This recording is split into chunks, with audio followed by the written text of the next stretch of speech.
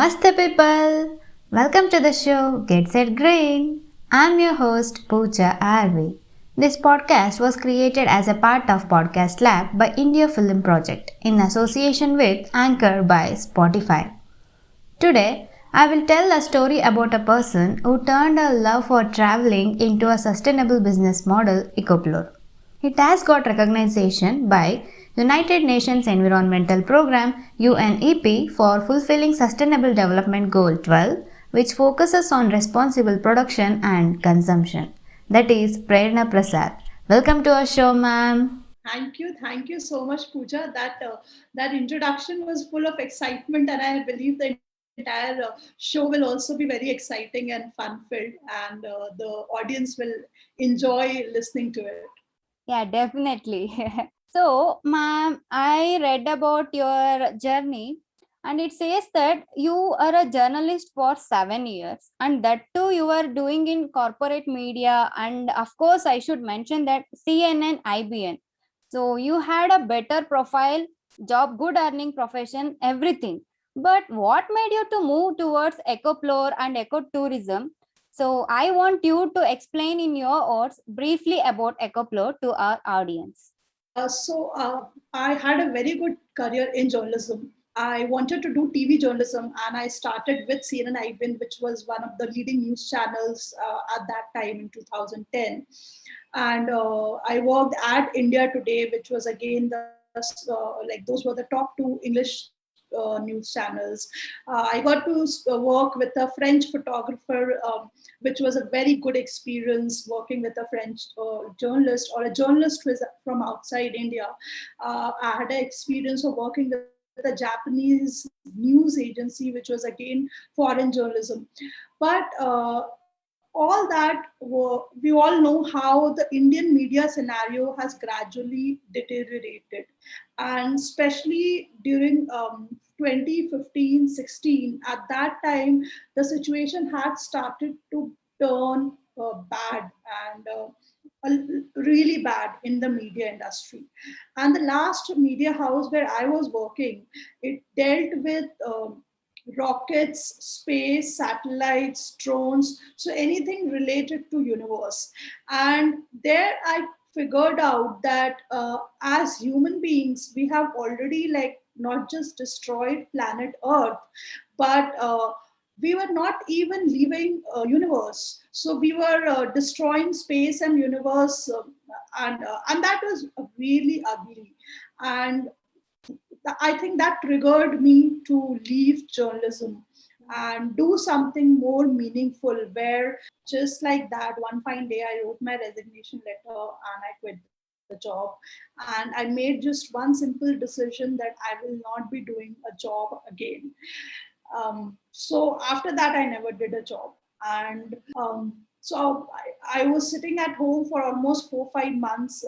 It was like a break, and we planned a holiday to Malaysia because I was free.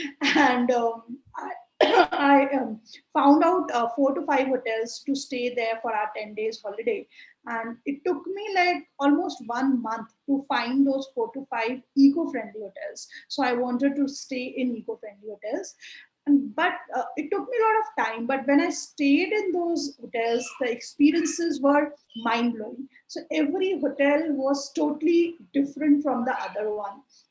The first place where we went, it was a chalet which was 4 feet above the ground, and it was completely made of wood.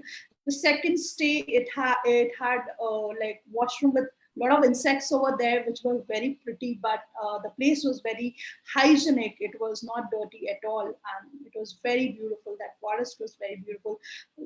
There was a place which was a room which was made out of a concrete pipe, a recycled pipe, and there was just a bed put inside it. You cannot walk around, you can just lie down and sleep.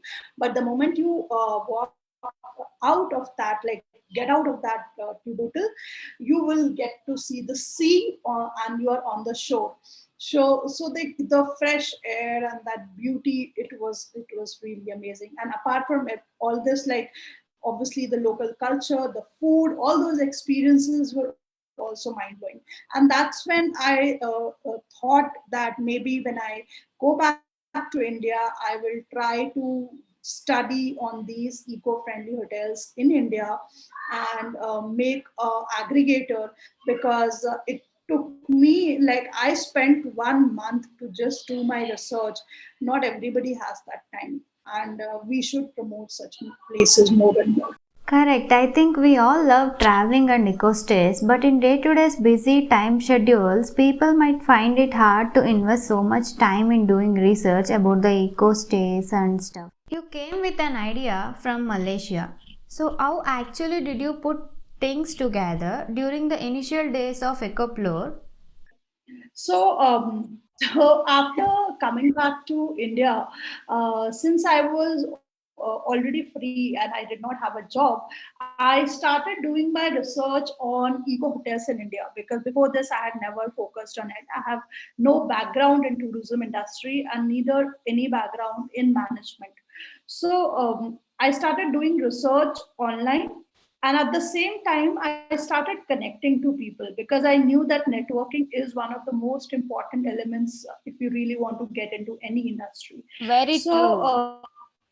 yeah, so from April till December I did some freelancing job for my journalism, and at the same time I did ground research. I visited different sustainable hotels. I went to Auroville, which is the hub of sustainability in India, and I did my online research. I did networking, met people who were already into sustainable tourism in whatever level.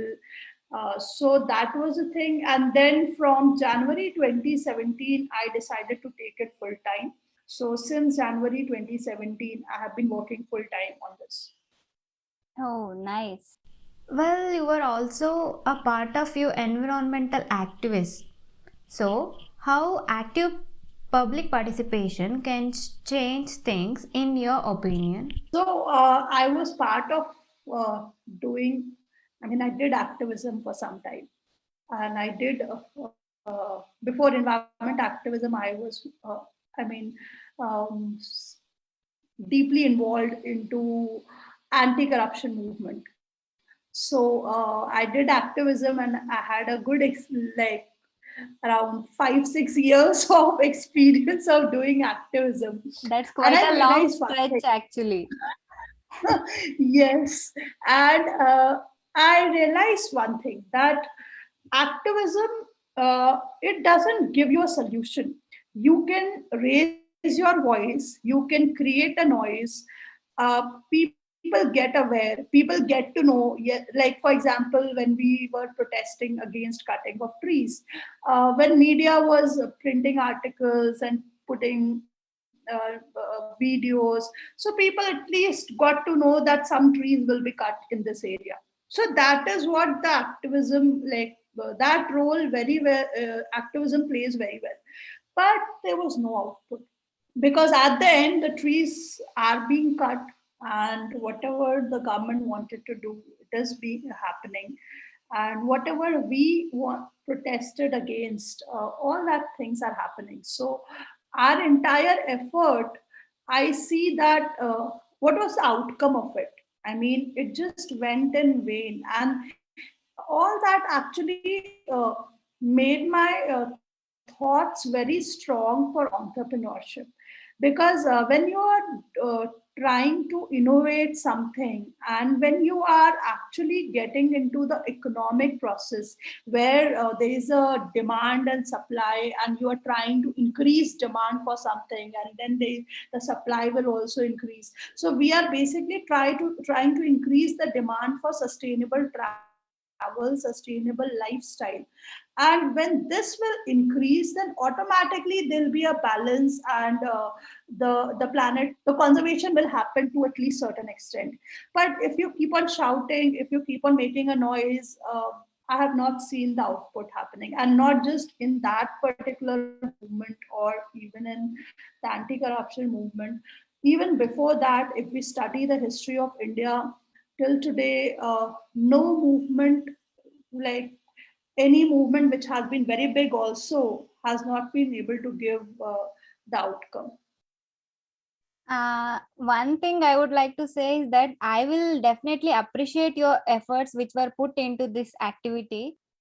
So, ma'am, as you mentioned, activism along with certain entrepreneurship skills or maybe innovative ideas can actually make a difference, which cannot be possible only by activism. That's what you wanted to say at the end, which is good. So, next, yeah, you want to say something? No, I was not saying that activism along with entrepreneurship. I said that I did some activism and I have an Okay, experience of that. But I okay. realized that activism was not giving outcome. So entrepreneurship, I found a better way, because there is outcome here. If you are able to change people's life, if they shift and they make better choices, then you are actually doing the change on the ground. But in activism, you just create a noise, kind of. Yeah, we can just at least to some extent spread the message which we want to say, but at the end of Yes. the day, we need a solution to the problem. Yes. Okay, so can you please tell me what is the criteria an hotel or restaurant should have so as to we can say it as a eco stay or eco hotel, it may be restaurant or something. So we promote only hotels, not restaurants. And for any eco hotel, so there are two criteria on the basis of which we decide that a particular hotel is eco-friendly or not. One, that they should have at least 33% tree coverage inside their campus. And this criteria is like a government defined criteria, because government makes it mandatory for all commercial work, to the commercial buildings, to have at least 33% tree coverage. Second criteria is that the construction of the building of these hotels should be of mud, wood, bamboo, stone, or any local architecture, and preferably not concrete. So once any hotel fulfills these two things, then we go more into it and we try to find out what are the other sustainable measures they are following, like rainwater harvesting, composting, no use of plastic, or employing local people, or any other. And from the customer perspective, we see that their location, it should be near serene nature based location, like mountains, riverside, waterfall. They grow their own food, so the food you get is home cooked, homemade. You can even pluck fruits if it is available at that time. And they have a lot of activities, so you don't need to go for you don't need to hire a taxi and then go for a sightseeing. So you can get to do birding, nature walk, hiking, mountain biking, adventures, a lot of other adventure sports like zip line or village tour, village lunch. So there are a lot of activities depending from location to location. So this is the thing, and at the end, we also make sure that what we are offering is actually completely visited and verified. So we visit every property, we promote to assure their safety, comfort, and hygiene, and that assures the service which we are offering to the customers. It's great that you actually visit site and see the site conditions and then do the criteria and stuff. One more thing I want to add on to this is that I want to clarify whether the concrete concrete quantity, it should be like minimum 30 or 33% like that, or like totally nil, no use of that, only sustainable like local regional architecture, that kind of things.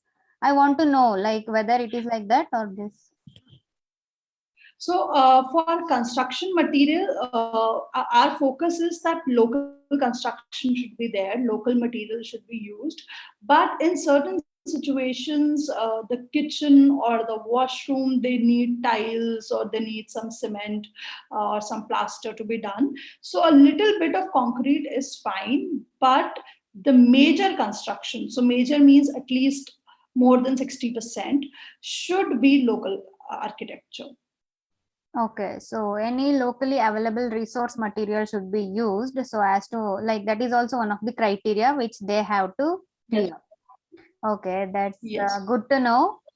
So we are at the end of this, and I want you to tell few things about sustainability, like whole about sustainability to our audience. Three things. Okay. So, my understanding of sustainability personally is basically two things. One, that what we all know, that sustainability means conservation of nature and adopting practices which are pro planet, which are in favor of nature, like not using plastic, going for alternative of plastic, for example, jute or cotton or paper, and composting, not wasting water, doing less consumption, and many others. But there's another very important aspect of sustainability, which is uh, giving back to the local economy. So until and unless the money which is generated is given back to the local people, it goes in their hands, the sustainability, things cannot become sustainable. So if we have a big example, since I am working in tourism industry, so if we have a big hotel chain working in some village, and all the profit goes into that, or into the owner's account, and the village doesn't use that stuff, then it is not going in in the local hands. So basically, sustainability is environment conservation and giving back to the local economy. So making local people owners, making them responsible for things and giving them the money to do it. It's good to know. Thank you, ma'am, for doing this. Thank you so much. It was really good, and it was short, and yeah, it was Wait. nice. Thank you. Thank you everyone for your active listening. If you want to know more about EcoPlore, you can check out their website ecoplore.com. You can connect with me on my Instagram handle at Namaste People. We'll meet next week with new story. So stay tuned.